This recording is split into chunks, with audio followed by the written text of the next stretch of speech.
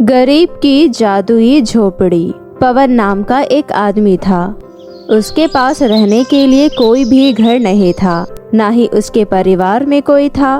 वो अकेले गांव में घूम घूम कर खाना मांगा करता था और जहाँ जगह मिले वहाँ सो जाया करता था। दुनिया में सभी के पास कोई ना कोई है, परंतु मेरे पास ही कोई नहीं है। पता नहीं भगवान को क्या मंजूर है। एक दिन पवन मंदिर के पास बैठा था और सभी से खाना मांग रहा था।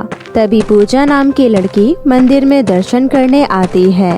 पवन उससे भी खाना मांगता है। जी कुछ खाने के लिए दे दीजिए, बहुत तेज भूख लगी है। अभी तो मेरे पास कुछ भी नहीं है, बस ये थोड़ा सा प्रसाद बचा है, तुम यही खा लो। पूजा पवन को प्रसाद दे देती है और उससे पूछती है, आप कहाँ रहते हैं और आपके परिवार वाले कहाँ हैं? जी मेरा इस दुनिया में कोई नहीं है। मुझे ये सुनकर बहुत दुख हुआ। मेरा घर यहीं पास में ही है। कल मेरा जन्मदिन है, आप मेरे घर आएंगे? हाँ हाँ जरूर, अगर खाना मिलेगा वहाँ तो मैं जरूर आऊँगा। क्यों नहीं, खाना जरूर मिलेगा, आप आ जाइएगा। अगले दिन पवन फटे पुराने कपड़े पहनकर पूजा के घर आता है। पूजा का घर बहुत ही आलीशान दिख रहा था। पवन डरते डरते पूजा के घर के अंदर जाता है। सभी उसे दरवाजे पर ही रोकने लगते हैं। तभी पूजा उसे देख लेती है। अरे अरे, इसे अंदर आने दो, मैं इन्हें जानती हूँ। फिर पवन घर के अंदर आता है। मैंने आज तक इतना बड़ा घर कभी नहीं देखा, यह कितना अच्छा दिख रहा है। बताओ तुम क्या खाओगे? जहाँ पर बहुत कुछ खाने के लिए है, आओ मैं तुम्हें लेकर चलती हूँ। पूजा के पिता पूजा को पवन के साथ देख लेते हैं और कहते हैं, अब यह पूजा किस गरीब को उठाकर ले आई, अभी पूछता हूँ। पूजा के पिता पूजा के पास आते हैं और कहते हैं, अरे पूजा, यह कौन है? अब तू किसे लेकर आ गई है इस घर में? पिताजी, इसका नाम पवन है, मैंने इसे खाने पर बुलाया है। मैं तुम्हें कितनी बार कहा है, किसी को भी घर पर लेकर मत आया करो। देखो तो जरा इसे। अरे पिताजी, ये अच्छा है, माना कि ये थोड़ा गरीब है तो क्या हो गया। अभी के अभी इसे जाने के लिए कह दो। पूजा के पिताजी पवन को घर से बाहर निकलवा देते हैं। पवन उदास होकर वापस मंदिर आकर बैठ जाता है। अगले दिन फिर पूजा की मुलाकात पवन से होती है। वो उस मंदिर के पास ही बैठा होता है। पवन, मुझे माफ कर दो, कल मैं पिताजी के कारण तुम्हें रोक नहीं पाई। पूजा पवन से बात करने आ रही थी, तभी पवन वहाँ से उठकर चला जाता है। पूजा वापस उसके पास जाती है। कृपया आप यहाँ से चले जाइए, आपके पिता बिल्कुल सही कह रहे थे।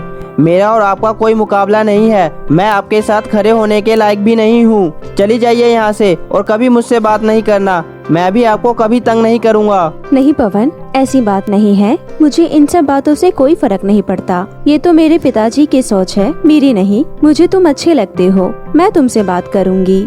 इसी तरह पूजा और पवन के बीच बात होती है। कई महीने गुजर जाते हैं और फिर एक दिन पूजा पवन से कहती है, पवन, तुम्हें पता है मेरे पिताजी मेरी शादी करने वाले हैं। अरे वाह, ये तो बहुत ही खुशी की बात है। नहीं, ये खुशी की बात नहीं है। मैं उस लड़के से शादी नहीं करना चाहती। मेरे पिताजी जबरदस्ती उससे शादी कर रहे हैं। मगर मैं इसमें तुम्हारी क्या मदद कर सकता हूँ? तुम ही तो सब कुछ कर सकते हो। तुम उससे शादी कर लो, मुझे तुम पसंद हो, इसलिए मैं उस लड़के से शादी नहीं करना चाहती। नहीं, मैं ये शादी नहीं कर सकता। मेरे पास तो नौकरी भी नहीं है और रहने के लिए घर भी तो नहीं है। तो क्या हुआ, तुम्हारे पास कुछ भी नहीं है? मेरे पास तो सब कुछ है ना। चलो हम दोनों चलकर अभी शादी कर लेते हैं, फिर घर चलेंगे। पूजा जबरदस्ती पवन से शादी कर लेती है और पवन के साथ अपने घर पहुंचती है। घर पहुंचते ही जब उसके पिता उसे पवन के साथ देखते हैं तो बहुत गुस्सा हो जाते हैं। निकल जाओ तुम दोनों मेरे इस घर से, तुम दोनों का मुझसे कोई रिश्ता नहीं रहा। हमारे सारे रिश्ते अब खत्म हो गए हैं। पूजा के पिता पूजा को घर से निकाल देते हैं। पूजा रोते रोते पवन के साथ घर से बाहर निकल जाती है। पवन, अब हम कहाँ जाएंगे और कहाँ रहेंगे? मैं कुछ करता हूँ। पवन जंगल से लकड़ियाँ काटता है और धीरे धीरे उन्हें जमा कर एक झोपड़ी बना लेता है। चलो हम इसी में रहते हैं। पूजा और पवन उस झोपड़ी में रहने लगते हैं।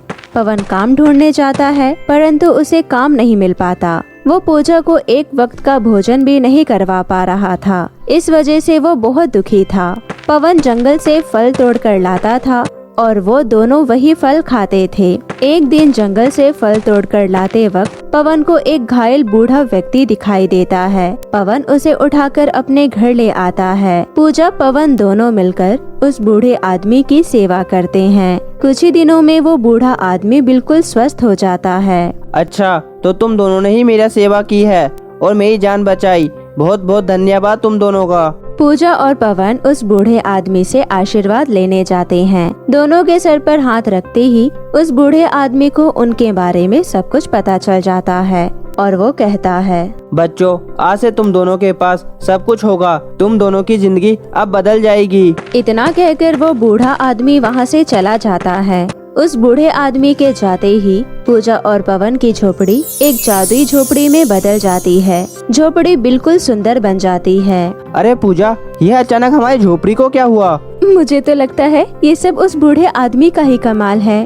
मैं सोच रहा था कि कुछ खाने को आ जाता तो कितना अच्छा होता। इतना कहते ही उन दोनों के पास स्वादिष्ट स्वादिष्ट खाना आ जाता है और दोनों मिलकर बहुत दिनों बाद पेट भरकर भोजन करते हैं। अब वो जो भी मांगते थे वो उन्हें उस झोपड़ी से मिल जाता था। वो दोनों खुशी खुशी रहने लगते हैं। तभी एक दिन पूजा को पता चलता है कि उसके पिताजी की तबीयत बहुत खराब हो गई है। ये सुनकर पूजा दौड़ती हुई पिताजी के पास जाती है। पिताजी देखिए, आपकी प्यारी बेटी वापस आ गई है। अब तो आप जल्दी से ठीक हो जाइए ताकि हम दोनों मिलकर बहुत सारी बातें करें। पूजा अपने पिताजी को उठाने के लिए बहुत कोशिश करती है, परंतु पूजा के पिताजी कुछ नहीं कहते। तभी एक नौकरानी पूजा को बताती है कि उसके पिताजी बहुत दिनों से कोमा में हैं। ये सुनकर पूजा बहुत जोर जोर से रोने लगती है। तभी पूजा को उस बूढ़े आदमी की कही बात याद आती है।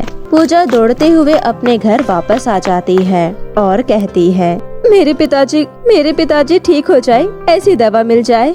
इतना कहते ही वहाँ एक दवा आ जाती है। पूजा उस दवा को लेकर अपने पिताजी के पास जाती है और वो दवा अपने पिताजी को पिला देती है।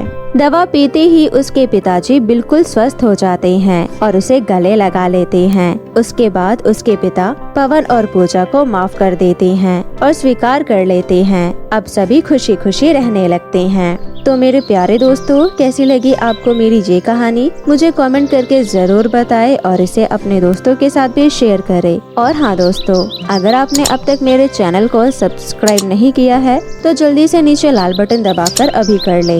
तो मिलती हूँ आपसे फिर किसी नई कहानी के साथ। तब तक के लिए आप अपना ध्यान रखें। बाय बाय दोस्तों।